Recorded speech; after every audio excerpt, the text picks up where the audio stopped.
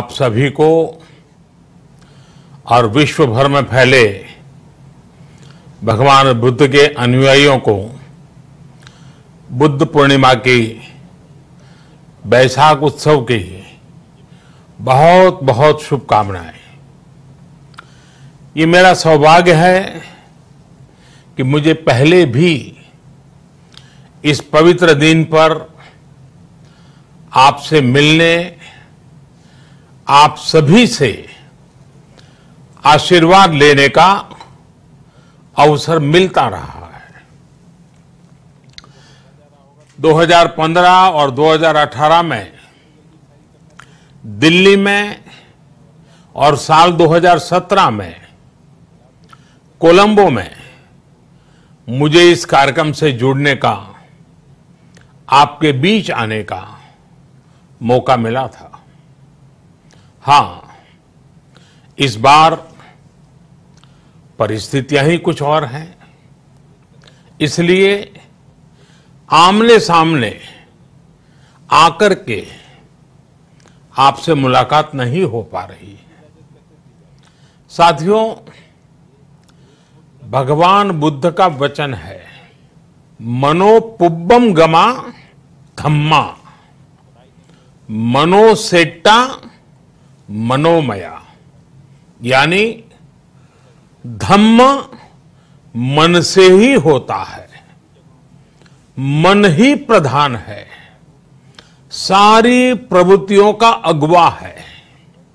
इसलिए आपका और मेरा मन का जो जुड़ाव है, उसके कारण सशरीर उपस्थिति की कभी उतनी महसूस नहीं होती। आपके बीच आना बहुत खुशी की बात होती, लेकिन अभी हालात हमें वो परमिट नहीं करते हैं और इसलिए दूर से ही टेक्नोलॉजी के माध्यम से आपने मुझे अपनी बात रखने का अवसर दिया। इससे बढ़कर के संतोष और क्या हो सकता है। साथियों, लॉकडाउन की इस विकट परिस्थितियों में भी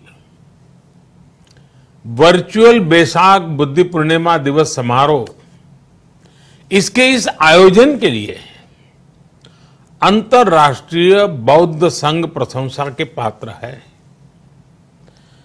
आपके इस अभिनव प्रयास के कारण ही इस आयोजन में विश्व भर के लाखों अनुयायी एक दूसरे के साथ जुड़ रहे हैं। लुम्बिनी, बोधगया, सारनाथ और कुशीनगर के अलावा श्रीलंका के श्री अनुराधापुर स्तूप और वासुदेवा मंदिर में हो रहे समारोहों का इस तरह एकीकरण कितनी अद्भुत कल्पना है, कितना सुंदर दृश्य है। हर जगह हो रहे पूजा कार्यक्रमों का ऑनलाइन प्रसारण होना अपने आप में अद्भुत अनुभव है। आपने इस समारोह को कोरोना वैश्विक महामारी से मुकाबला कर रहे पूरी दुनिया के हेल्थ वर्कर्स और दूसरे सेवा कर्मियों के लिए प्रार्थना सप्ताह के रूप में मनाने का संकल्प लिया है।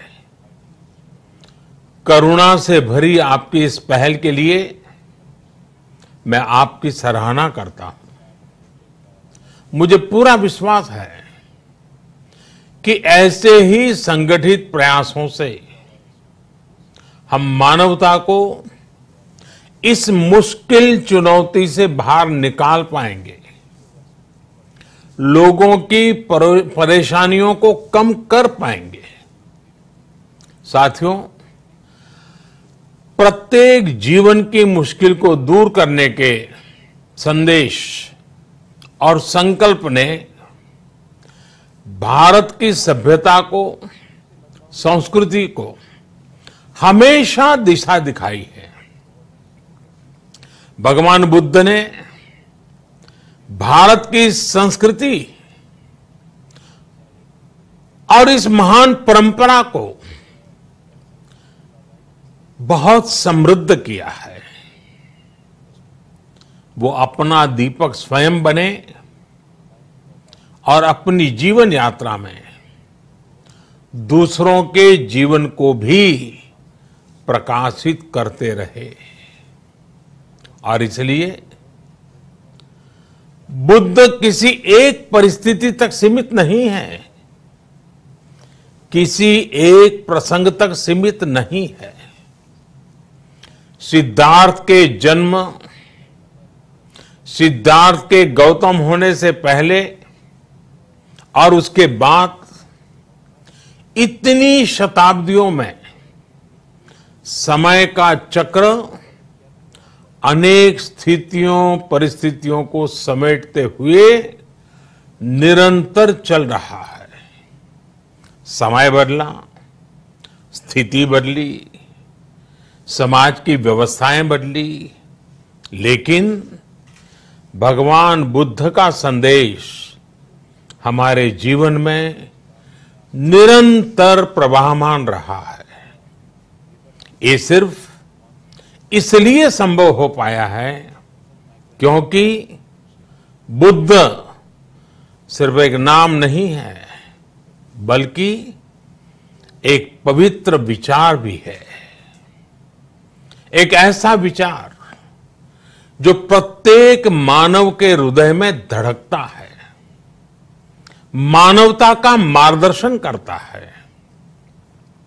बुद्ध त्याग और तपस्या की सीमा है। बुद्ध सेवा और समर्पण का पर्याय है। बुद्ध मजबूत इच्छा शक्ति से सामाजिक परिवर्तन की पराकाष्ठा है। बुद्ध वो है जो स्वयं को तपाकर, स्वयं को खपाकर, खुद को न्योछावर करके पूरी दुनिया में आनंद फैलाने के लिए समर्पित है। और हम सभी का सौभाग्य देखिए, इस समय हम अपने आसपास ऐसे अनेकों लोगों को देख रहे हैं जो दूसरों की सेवा के लिए, किसी मरीज के इलाज के लिए, किसी गरीब को भोजन कराने के लिए, किसी अस्पताल में सफाई के लिए, किसी सड़क पर कानून व्यवस्था बनाए रखने के लिए चौबीसों घंटे काम कर रहे हैं। भारत में, भारत के बाहर ऐसा प्रत्येक व्यक्ति, विश्व के हर कोने में ऐसा प्रत्येक व्यक्ति अभिनंदन का पात्र है, नमन का पात्र है।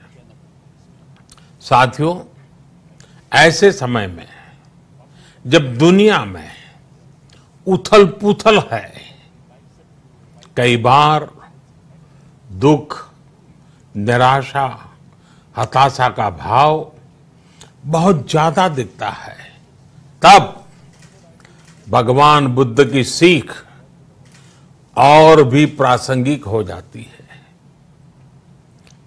भगवान बुद्ध कहते थे कि मानव को निरंतर ये प्रयास करना चाहिए कि वो कठिन स्थितियों पर विजय प्राप्त करे, उनसे बाहर निकले। थक कर रुक जाना ये विकल्प नहीं हो सकता। आज हम सब भी एक कठिन परिस्थिति से निकलने के लिए निरंतर जुटे हुए हैं, साथ मिलकर काम कर रहे हैं। भगवान बुद्ध के बताए 4 सत्य यानी दया, करुणा, सुख दुख के प्रति समभाव और जो जैसा है उसको उसी रूप में स्वीकारना, ये सत्य निरंतर भारत भूमि की प्रेरणा बने हुए है। आज आप भी देख रहे हैं कि भारत निस्वार्थ भाव से बिना किसी भेद के अपने यहां भी और पूरे विश्व में कहीं भी संकट में घिरे व्यक्ति के साथ पूरी मजबूती से खड़ा है।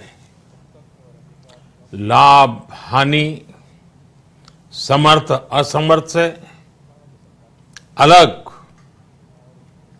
हमारे लिए संकट की ये घड़ी सहायता करने की है।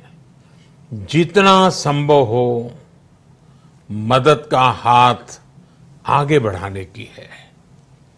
यही कारण है कि विश्व के अनेक देशों ने भारत को इस मुश्किल समय में याद किया और भारत ने भी हर जरूरतमंद तक पहुंचने में कोई कसर नहीं छोड़ी है। भारत आज प्रत्येक भारतवासी का जीवन बचाने के लिए हर संभव प्रयास तो कर ही रहा है, अपने वैश्विक दायित्वों का भी उतनी ही गंभीरता से पालन कर रहा है। साथियों, भगवान बुद्ध का एक एक वचन, एक एक उपदेश मानवता की सेवा में भारत की प्रतिबद्धता को मजबूत करता है। बुद्ध भारत के बोध और भारत के आत्मबोध दोनों का प्रतीक है। इसी आत्मबोध के साथ भारत निरंतर पूरी मानवता के लिए, पूरे विश्व के हित में काम कर रहा है और करता रहेगा। भारत की प्रगति हमेशा विश्व की प्रगति में सहायक होगी। साथियों, हमारी सफलता के पैमाने और लक्ष्य दोनों समय के साथ बदलते रहते हैं, लेकिन जो बात हमें हमेशा ध्यान रखनी है वो ये कि हमारा काम निरंतर सेवा भाव से ही होना चाहिए। जब दूसरे के लिए करुणा हो, संवेदना हो और सेवा का भाव हो, तो ये भावनाएं हमें इतना मजबूत कर देती हैं कि बड़ी से बड़ी चुनौती से आप पार पा सकते हैं।